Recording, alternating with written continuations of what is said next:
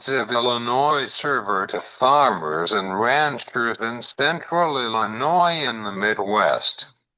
We're glad you're here on today. I am Cesar Delgado. The technology and demand for precision of agriculture on the field for this planting season on technology and accuracy of the farm.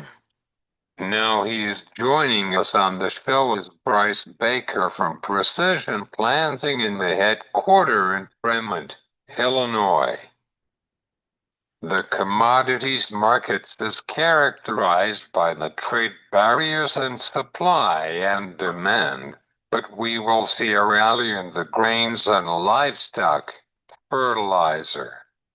We were joining with Mike Castle. From Stone X, this is back roads of Illinois serve to farmers and ranchers in central. The technology and demand for precision of agriculture on the field for this planting season on technology and accuracy of the farm. Now he's joining us on the show is Bryce Baker from Precision Planting in the headquarters in Fremont, Illinois. Hi, Bryce. How are you? And welcome to the show. Yeah, good morning. Thanks for having me. Yeah, doing well this morning. It's chilly. We got this cold spell here in Illinois, but yeah, good to talk to you. Bryce, how can you tell our audience about the possibility of having the technology on the tractor? Let's start with our conversation about it. Yeah, so we're kind of in the middle of, or I guess towards the end of the PTX Winter Conference in Tremont, Illinois, which encompasses the Precision Planting brand and also the PTX Trimble brand. And so we're talking about a lot of different technology. And so as farmers think about their operations and bringing technology onto their operations, there's a wide array of things they can upgrade, but it's not just upgrading for technology's sake. One of the things that we encourage farmers to consider is, what is something that potentially might be holding them back when it comes to a yield or a productivity perspective? And what is that next step? And for some farmers, it could be that some guidance systems or improved accuracy of guidance systems kind of might be that next step to add. Could be planting technology. There's a lot that goes into planting. Planting is the one time that you have a chance to really set the optimum yield potential for the crop. And if there's an issue when it comes to planting, if there's delayed emergence, if there's skips or multiples in the field, there's a cost to that, and that can be corrected.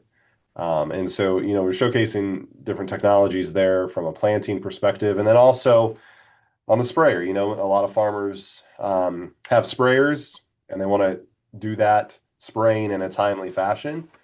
But you want to do a really quality job. And so there's tools that can be added to do a quality job, like controlling nozzles to make sure that pressure and rate are able to be controlled independently. So speeding up and slowing down doesn't impact spray efficacy.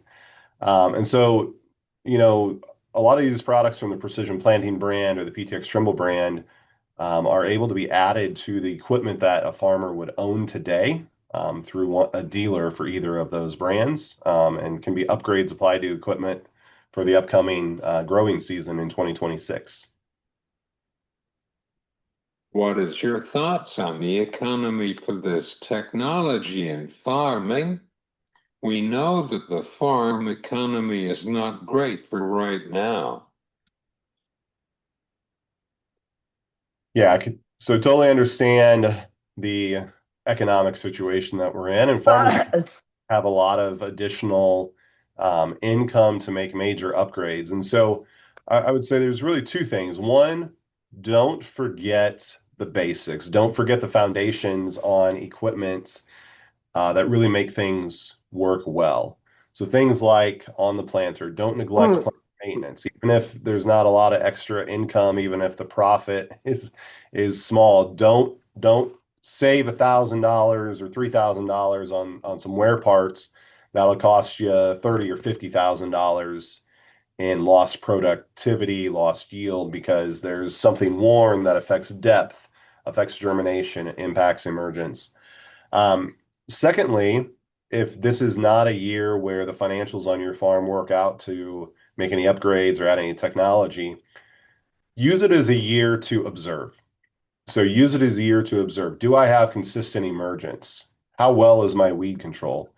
Do my field edges do I have a lot of weeds on the field edges that maybe are causing me weed pressure? And is there something maybe I want to invest down the road to control those field edges or improve that emergence? And so, um, don't neglect the basics, but if there's additional things you're like, I think that would be good for the farm, man, it's a struggle to make that pencil out quick enough.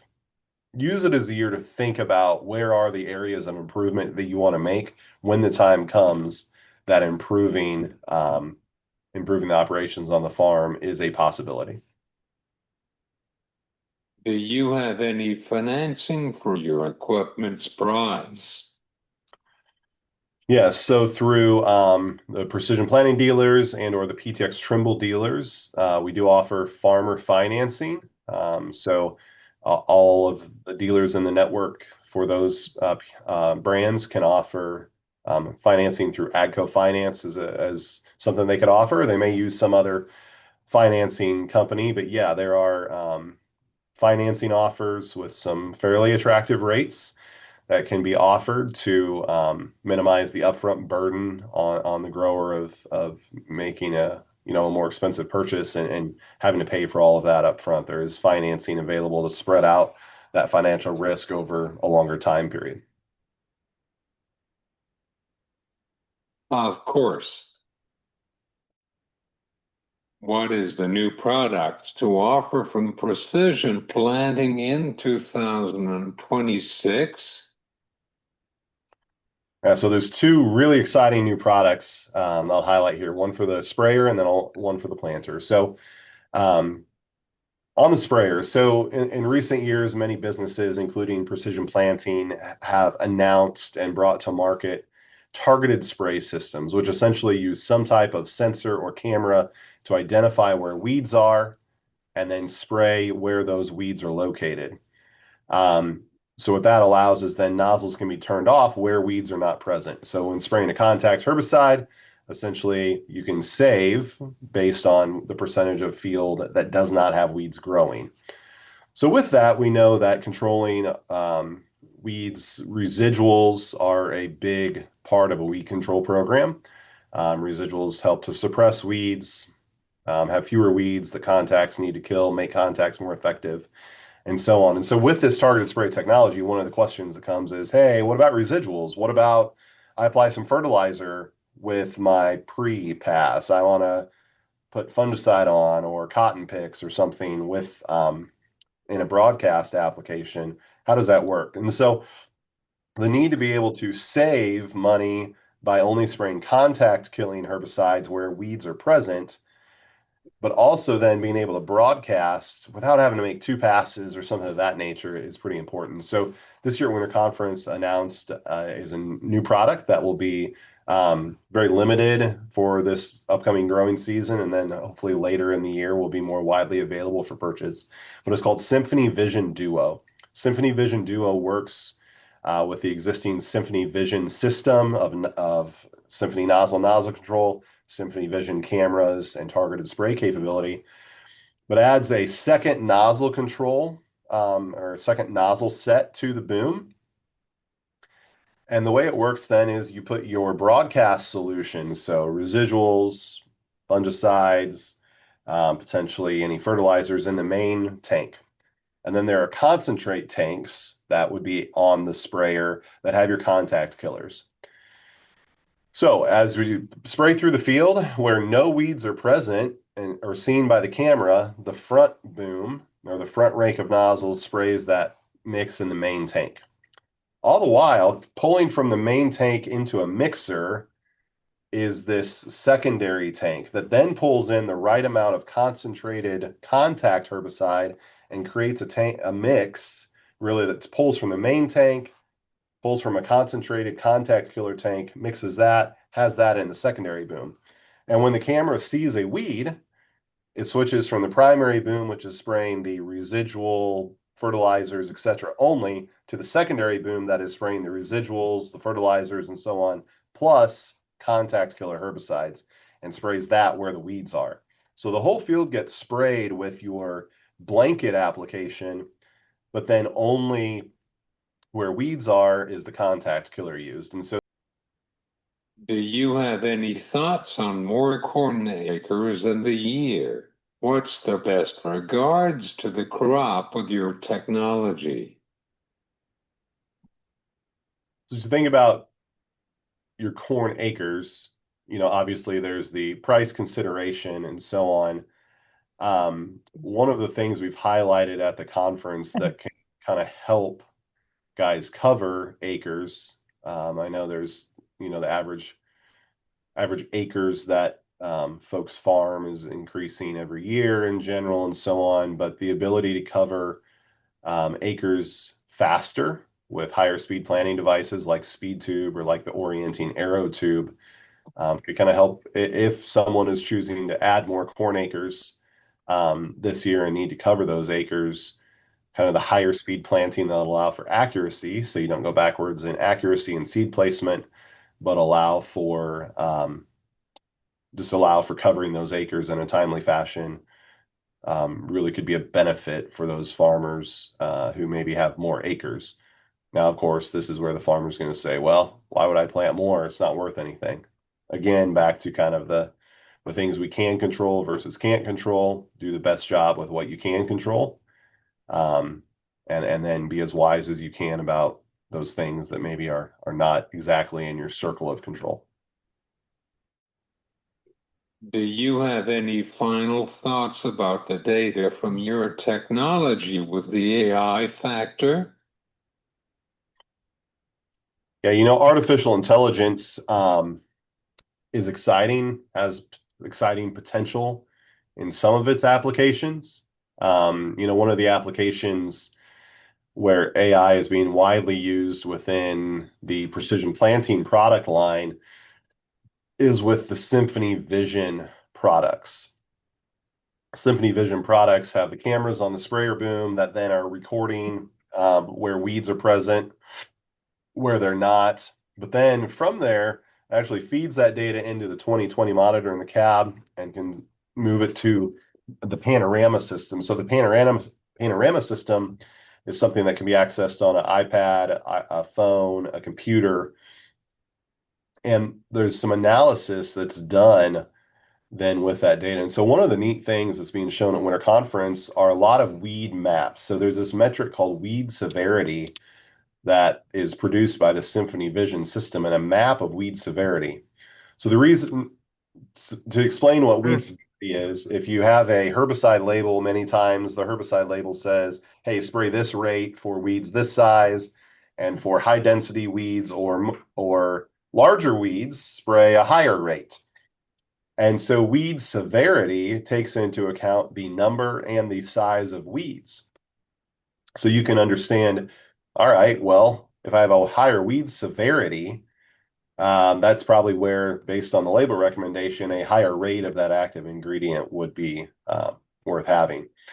And so one of the things that's shown at Winter Conference is taking those weed severity maps and actually looking at the outside edges, just like the outside 30 feet of a field compared to the rest of the field or the interior of the field, and looking at the amount of high weed severity in those areas. And one thing that has been found is in a lot of fields, the weed severity is very high around the edges of the field, which led to, development of a product called Smoke Row to control weeds on field edges, just outside the field edges, so that weed pressure doesn't creep in. But really, that's something that can be shown and proven that it's needed by looking at a map that is driven by the AI that is determining when a sprayer should spray based on where weeds are, but also feeding back into the panorama system and then showing maps really to prove the value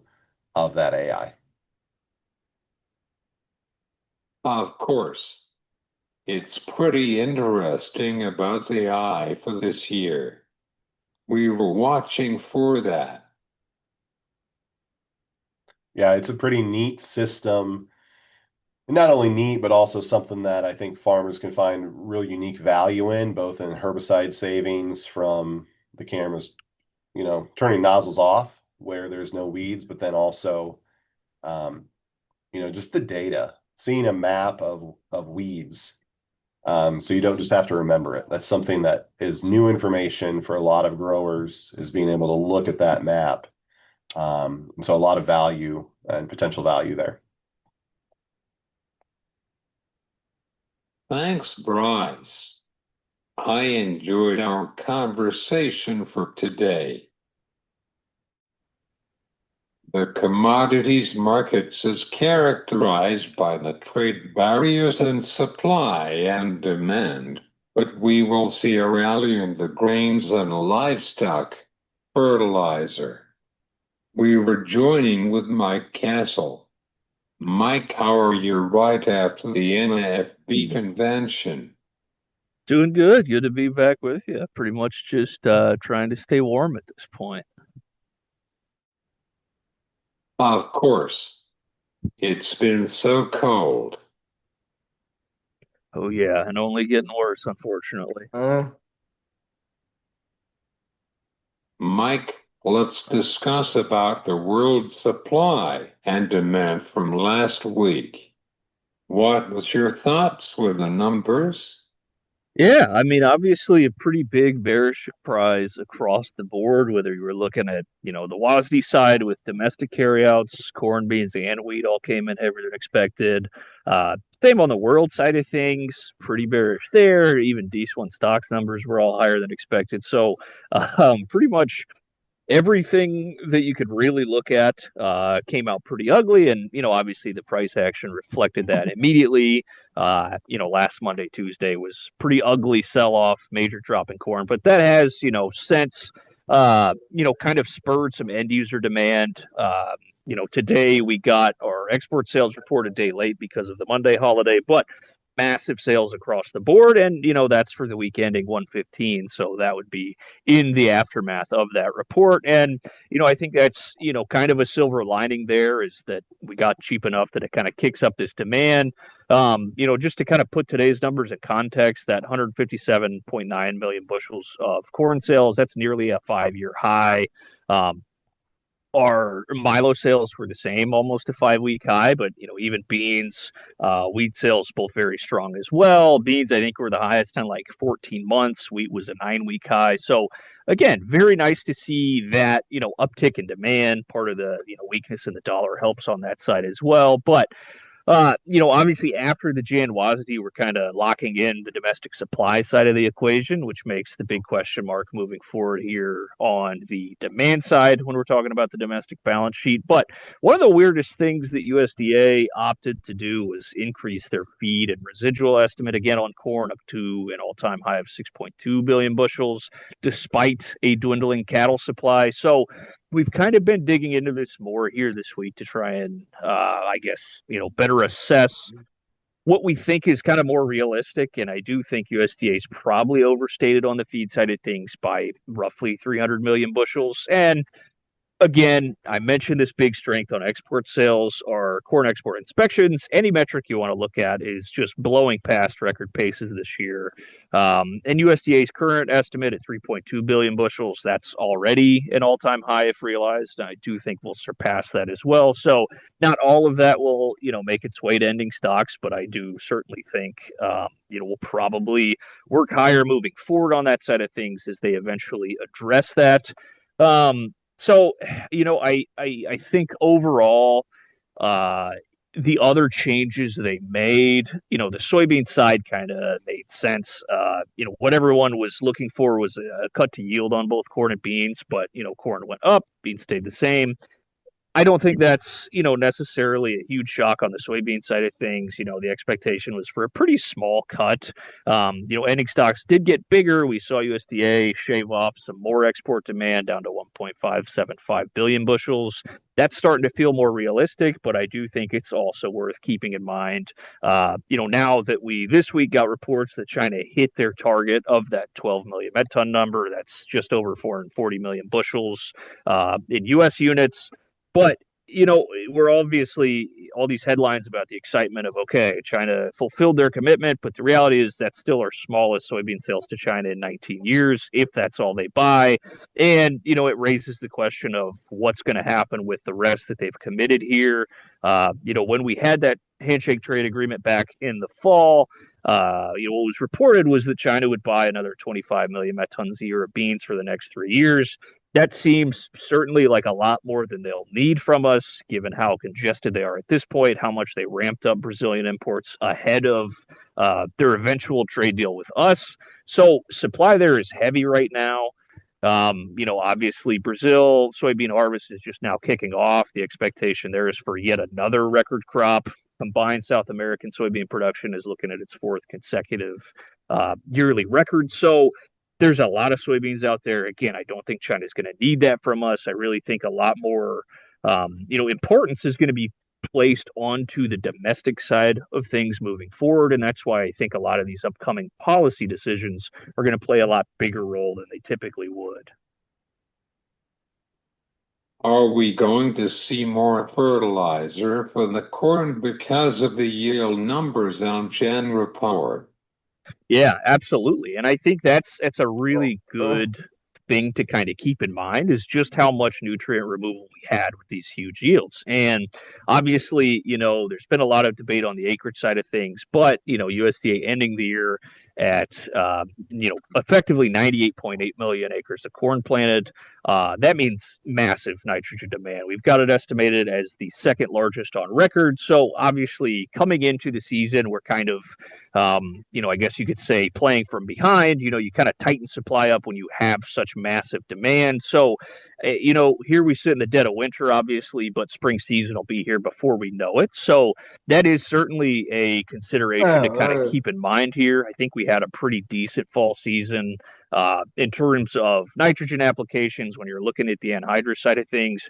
Weirdly enough, we've actually seen some guys applying anhydrous here in January. It's the first time I've seen that, not just here in Missouri, but also in Southern Illinois from a buddy of mine who works for a co-op down there. But kind of odd, I guess you would classify that as a spring application, but I do think that's going to be kind of a big focus in the year ahead too. Is obviously USDA's baseline acreage projections for 95 million.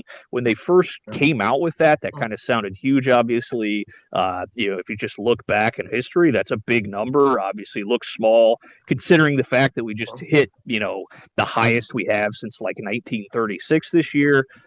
So even if you step down 3+ million acres year on year, you're still, again, 95 plus. That's big corn acres. If we do see that planted again, that once more means big nitrogen demand. So that is kind of, certainly something that's in the back of everybody's mind at this point.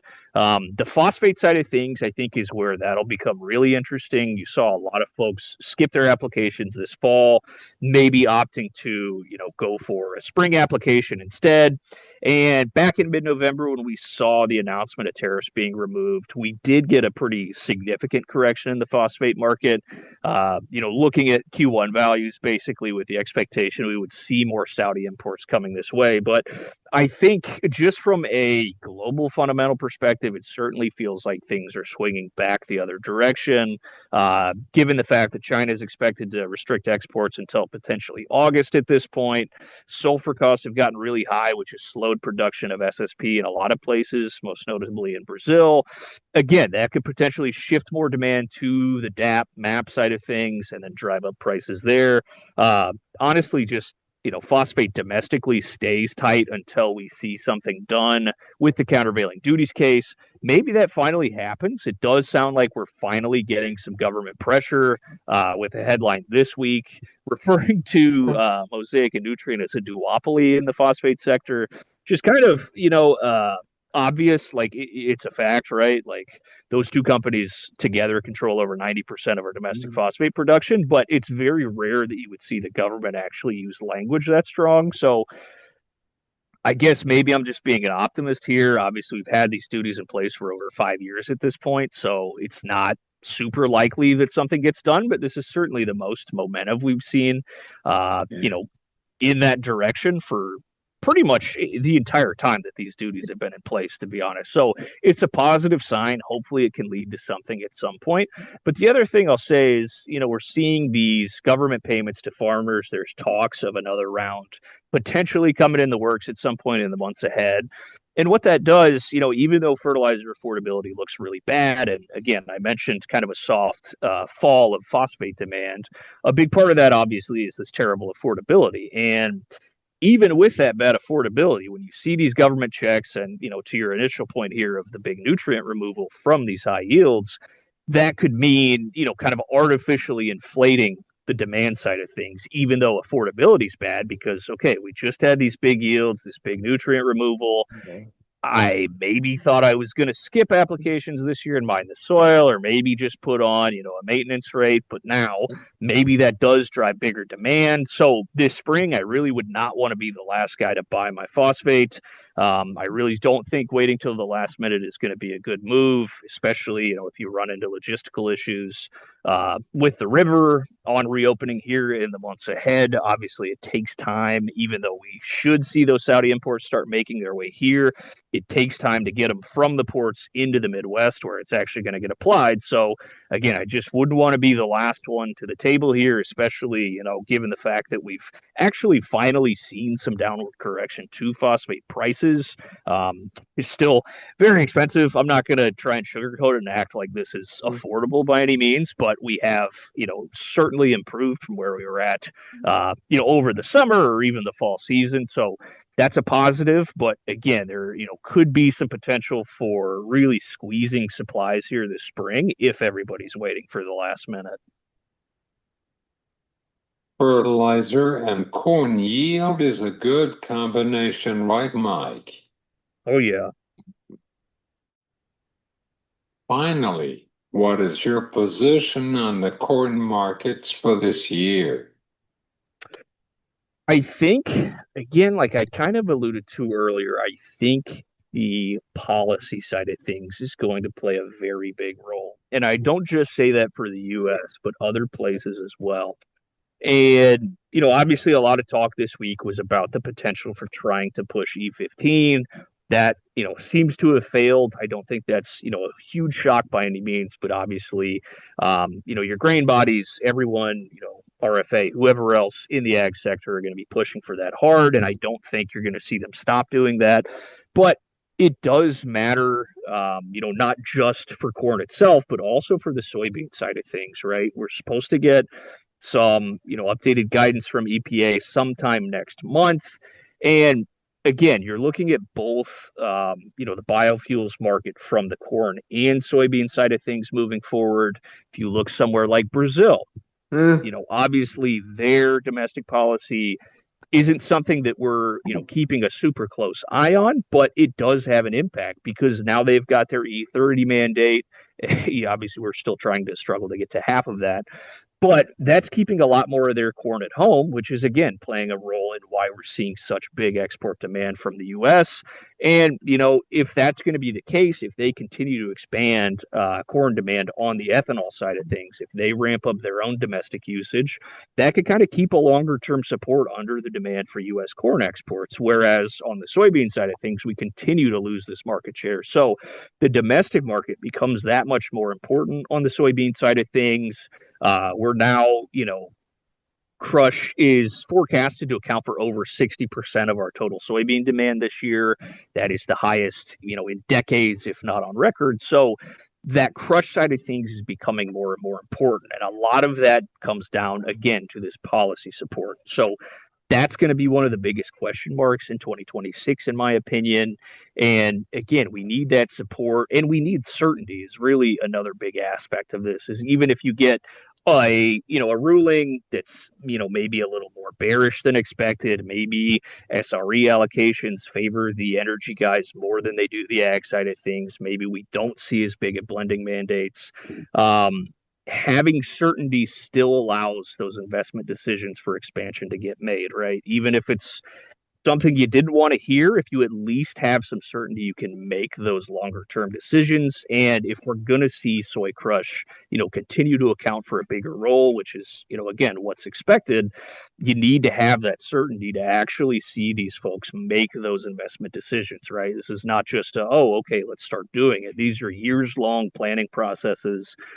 So this instability, this uncertainty is negative towards making that happen.